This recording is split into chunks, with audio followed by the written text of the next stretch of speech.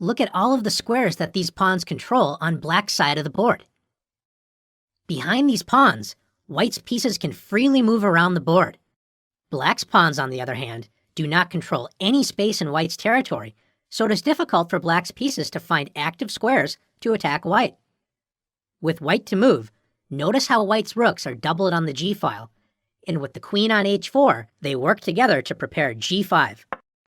Taking more space on the king side and threatening to open up the g-file with g takes f6 on the next turn, unleashing the powerful doubled rooks on the g-file, pointing directly at black's king. Notice since black's pieces have little room to move around, black's cramped pieces will be no match for white's active forces ready to attack on the king side. In this position, white has 2 pawns in the center, controlling 4 important squares on black's side of the board: c5, d5, e5, and f5. Since black does not have any pawns in the center to control central space, white can gain more space while pushing black's developed knights backwards, like this. After e5, white gains space in black's territory and gains a tempo by forcing a developed piece to waste time and move again.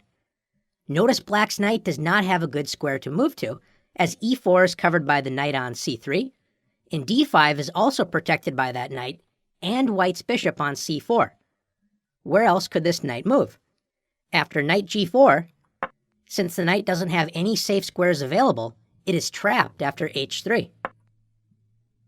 What about knight h5?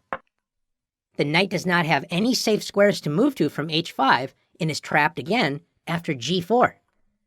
Notice that the bishop on c1 controls f4, so the knight cannot escape. This leaves us with knight g8 or knight h7.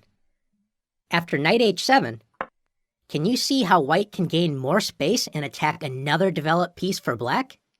That's right, d5. White's central pawns push black's developed pieces backwards, so white will enjoy a great space advantage, making it hard for black to develop pieces around these strong pawns on d5 and e5. Let's take a look at one more example together. What should you do when your opponent has a space advantage? Fight back and try to gain space yourself. Look at this position. White has pawns on e4 and d4, just like the last example where black's pieces were pushed backwards. How can black fight back against these space-grabbing pawns? That's right, d5.